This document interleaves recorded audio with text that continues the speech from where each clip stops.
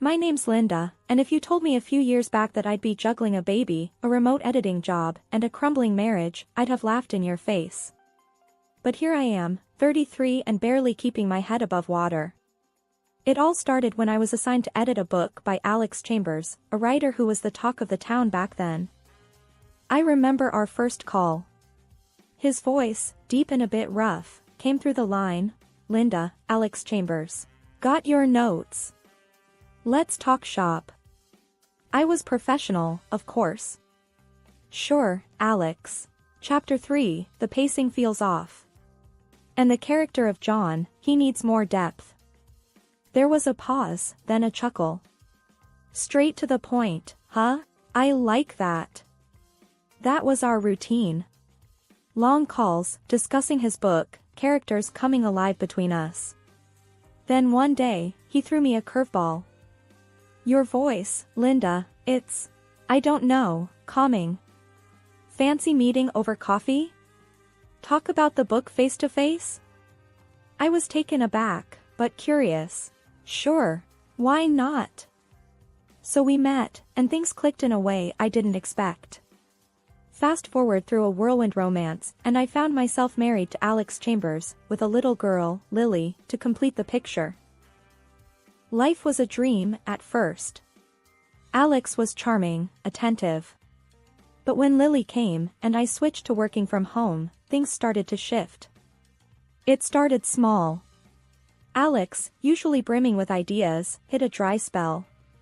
One night, as I was putting Lily to bed, I heard him cursing at his laptop. "Nothing. Not a damn word comes to mind," he shouted.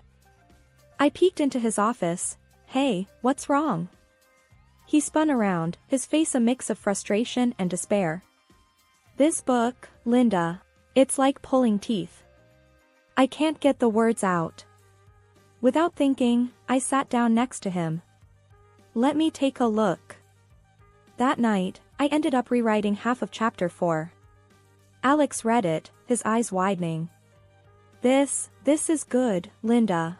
Really good." A spark of pride flickered in me. But it was soon overshadowed by a new routine.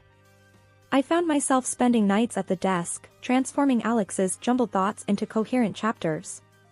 He'd hover over my shoulder, nodding and occasionally mumbling, "Yeah, that's good."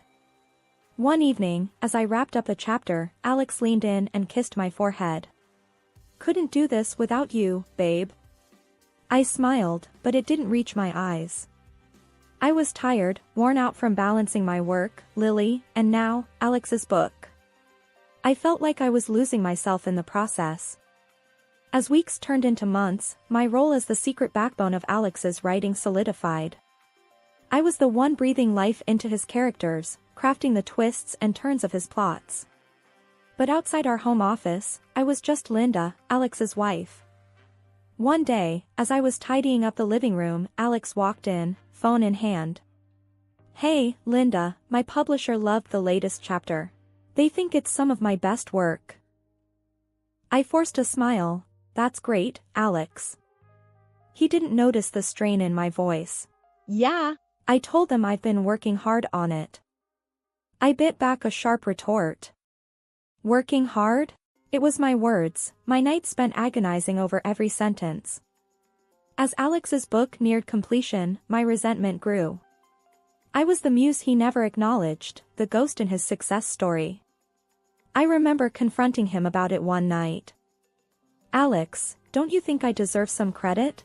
I've practically written half the book." He looked up, surprised. "What? Linda, come on. It's my name on the cover. That's how it works." I stared at him, disbelief and anger swirling inside me. "So, my work, my words, they mean nothing?" Alex sighed, running a hand through his hair. "You're helping me, Linda. That's what partners do. But it's my book, my career." I walked out of the room, my heart heavy. It was clear to me then. In Alex's story, I was just a footnote, a nameless contributor. And that hurt more than I could say. The night the book was published, I held a copy in my hands. Flipping through the pages, my words stared back at me, hiding behind Alex's name. There was no mention of me in the acknowledgements, not even a subtle hint. I confronted Alex about it, my voice trembling with suppressed emotion. You didn't even mention me. Not once. He shrugged, oblivious to my hurt. It's just how it is, Linda. I'm the writer, you're the editor. We each have our roles. That was the moment I realized how invisible I'd become in Alex's world. It was a bitter pill to swallow, a harsh truth I had to face. My life turned into a pressure cooker about to blow. Juggling work, Lily, the house, and Alex's demands had me stretched thinner than a dollar store rubber band. One typical Tuesday, I was knee-deep in laundry when Alex barged in, his face buried in his phone. Linda, where's my blue shirt? The one I wore at last week's reading? I pointed to the ironing board without looking up. It's right there, Alex. Ironed it this morning. He grabbed the shirt and mumbled a half-hearted, thanks, already distracted by another text. I shook my head, feeling like part of the furniture. That night, after putting Lily to bed, I sat down to edit a manuscript for work. My eyes were heavy, my brain fried. Alex strolled in, a sheaf of papers in his hand. Hey, can you look at these? I need your magic touch. I glanced at the clock. It was already past 10. Alex, it's late, and I've got a pile of editing for work. He frowned, his voice rising. But this is important, Linda. My publisher's waiting. I sighed, taking the papers. Fine, but this is the last time, Alex. I can't keep doing this. He scoffed, what's the big deal? You're just sitting at home all day. I snapped. Just sitting at home? Really, Alex? Between Lily, the house, and your never-ending book needs, I barely have time to breathe. Alex rolled his eyes. Dramatic much? I'm the one with the real job here. That stung. Real job? I'm an editor, Alex, not your personal assistant. He shrugged, clearly not getting it. Whatever, just do what you can. I worked on his manuscript, resentment boiling inside me. Each word I edited felt like a betrayal to my own work. The next day, as I was fixing lunch, Alex waltzed in, phone in hand again. Linda, I need you to draft some emails to my publisher. And book my flight to New York next week. I slammed the knife down on the counter. Do it yourself, Alex. I'm not your secretary. He looked taken aback. What's gotten into you? I exploded. I'm tired, Alex. Tired of being your invisible helper, tired of putting my life on hold. He tried to interrupt, but I plowed on. No, let me finish. I'm also a person, with dreams and a career. But you just take and never give a damn. Alex's face hardened. Fine, do what you want. I don't need your help. I watched him storm out, feeling a mix of relief and dread. But as I stood in the silent kitchen, I couldn't shake the feeling that things were about to get a lot harder. The day I uncovered Alex's infidelity felt like any other, until I stumbled upon something that turned my world upside down. I was sorting through our joint bank statements when I noticed a peculiar charge. Alex had booked a hotel room, supposedly for a fan meetup. But it wasn't a single room like usual, this time, it was a double. My heart pounded as I stared at the screen. A double room? Why would he need that? The question echoed in my mind, but deep down, I feared I already knew the answer. I decided to confront him when he got back.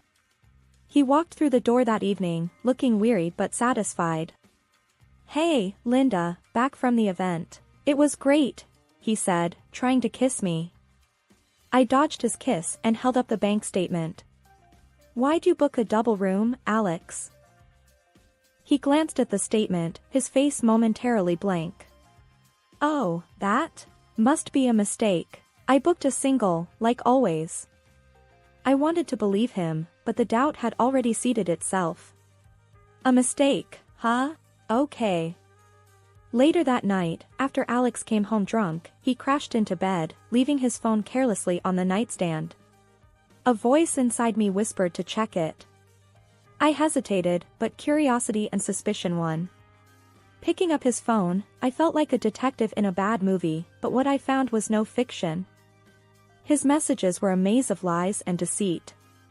There it was, a string of texts with someone named Julia. They weren't just friendly, they were intimate, full of plans and secrets. I scrolled through their conversations, each message a stab to my heart. Alex's words about me were the worst, calling me a fool, saying he only kept me around as a servant. Tears blurred my vision, but I kept going, screenshotting everything.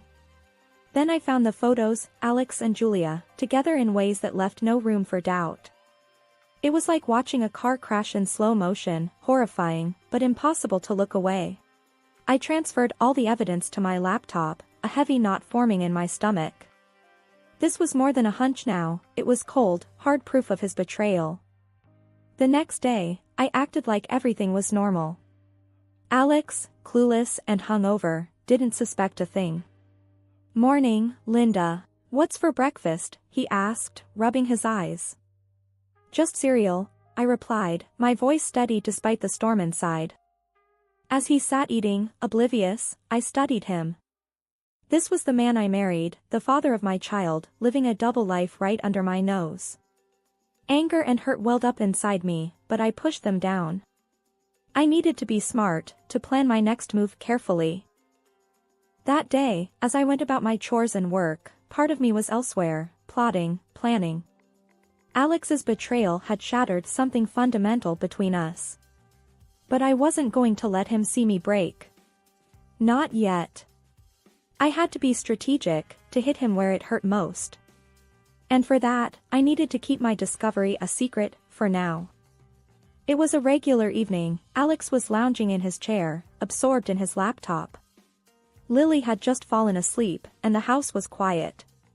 The perfect setting for a confrontation.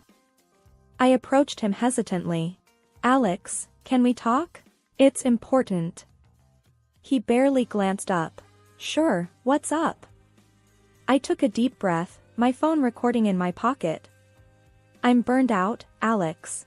Writing your books, managing the house, taking care of Lily. I can't do it anymore." His fingers stopped typing. He looked up, his eyes narrowing. "What do you mean you can't do it? You know how important this is to me." I persisted, my voice steady despite the churning in my stomach. "It's too much. I have my own work, and Lily needs more of my time. I can't write your books for you anymore." Alex's face reddened. "You can't just quit, Linda. My career depends on those books. You're supposed to support me, not bail out." I tried to sound as reasonable as possible. "Support goes both ways, Alex. I need your understanding now." He scoffed. "Understanding? I've given you a comfortable life, a home, and this is how you repay me? By backing out when I need you the most."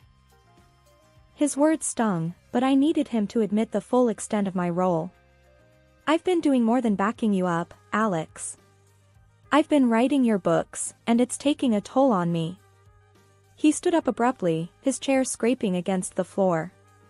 "You're just the editor, Linda. Let's not overstate your role here." I felt my patience waning. "Just the editor? Alex, who do you think has been coming up with the plots, the dialogues, refining the characters?" "It's been me." His voice rose in anger. "So what? My name is on those books. Without me, they'd be nothing. You're nothing without me." I edged closer, ensuring my phone caught every word. "Are you saying you'd be nothing without my writing?" He laughed, a harsh, mocking sound. "Of course not. I'm the author, but you quitting now is like a betrayal. You can't leave me hanging. If you stop writing for me, I'll make sure you regret it." I asked, baiting him further. "Is that a threat, Alex?" He leaned in, his face inches from mine. "Yes, it's a threat. You're my wife, Linda. You do what's needed for this family, for my career. If you think you can just walk away from this, think again.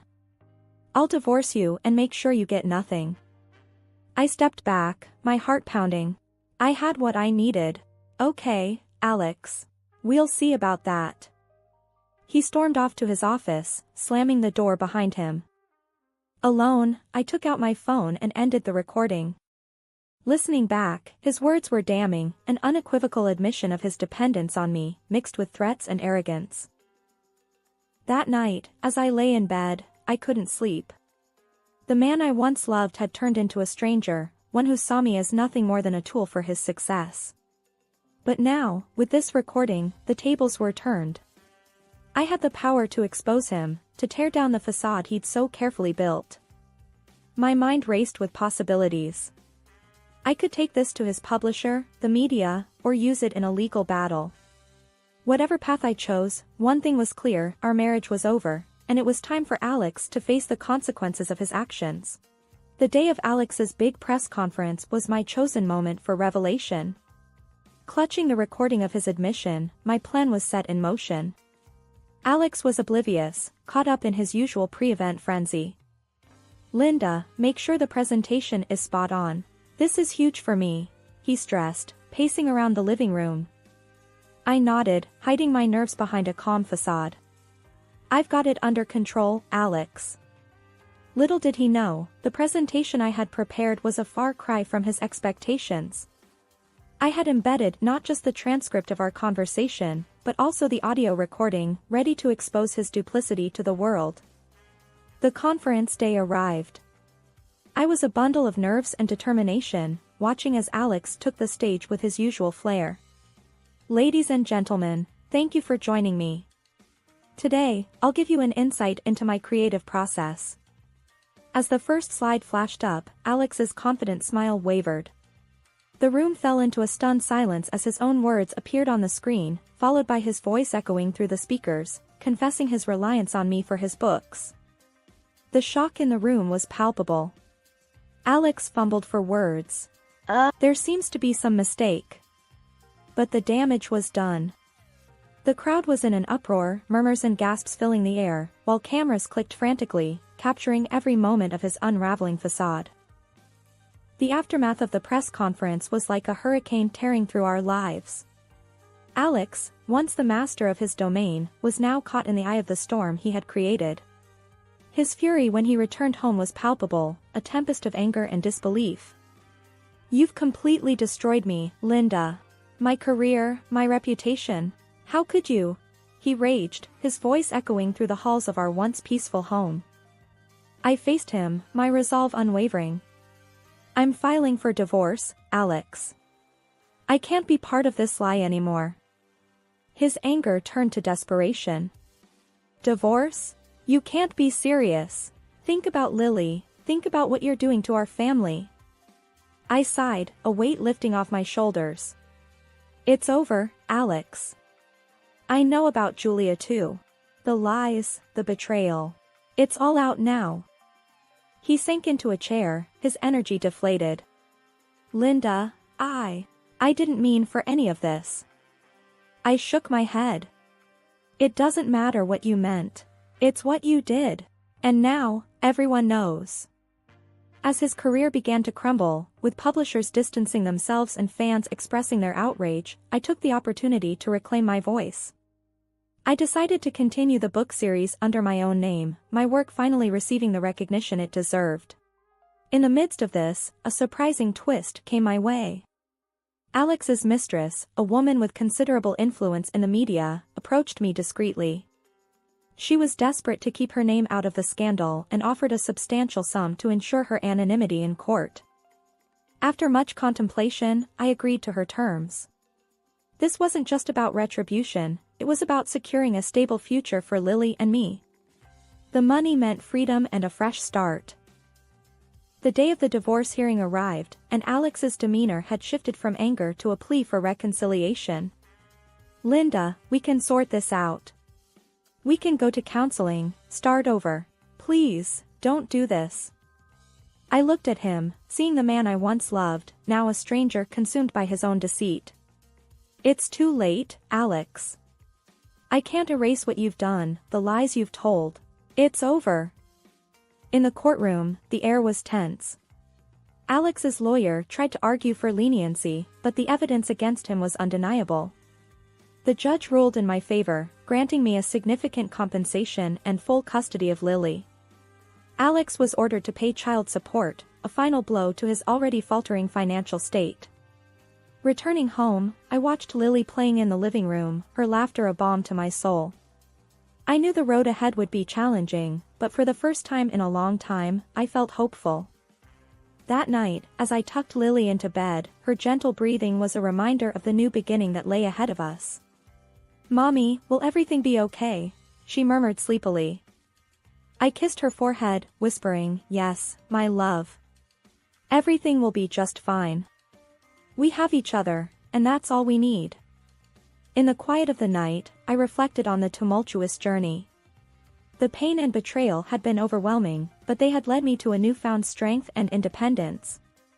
It was the end of a painful chapter, but the start of something new, a future where I was the author of my own story, free to write the next chapters as I saw fit.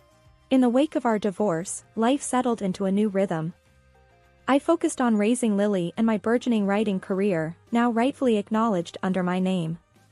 Alex's presence in our lives dwindled, his visits with Lily becoming infrequent and strained. One afternoon, while Lily was at school, I sat at my desk, working on my latest book. The phone rang, breaking the silence. It was Alex, his voice barely a whisper.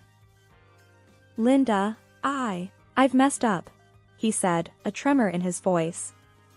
"What happened, Alex?" I asked, my tone guarded. He sighed heavily.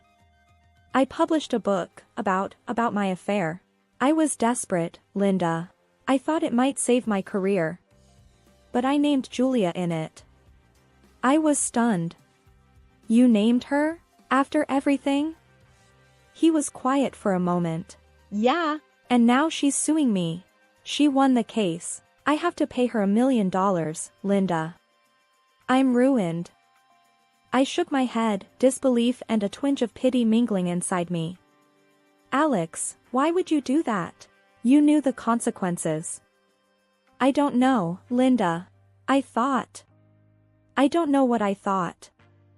I ended the call, feeling a mix of emotions.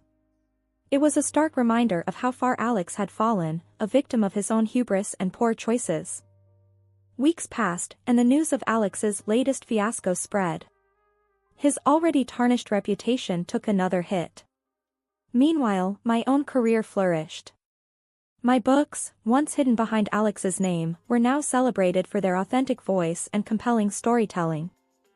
One day, as I picked Lily up from school, her teacher, Ms. Adams, approached me. "Linda, I just wanted to say, I've been reading your books. They're incredible. You're so talented." I smiled, a sense of pride swelling in my chest. "Thank you, Ms. Adams. That means a lot." As Lily and I walked home, hand in hand, she looked up at me with her bright, curious eyes. "Mommy, are you happy now?" I squeezed her hand gently. "Yes, Lily, I am. Very happy." It was true. Despite the tumultuous journey, I had found my voice, my independence. I was no longer overshadowed by Alex's deceit. That evening, as I tucked Lily into bed, her soft voice broke the silence. "Mommy, will Daddy be okay?" I paused, choosing my words carefully. "Daddy made some mistakes, sweetheart. But he'll learn from them, hopefully." She nodded, her eyes slowly closing. "I love you, Mommy." "I love you too, Lily. More than anything."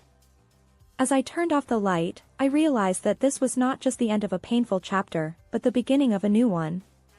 A chapter filled with hope, strength, and the unwavering love between a mother and her daughter. In the quiet of the night, I reflected on the journey. Karma had played its hand, and in its wake, left a path for new beginnings. I had emerged stronger, wiser, and more determined.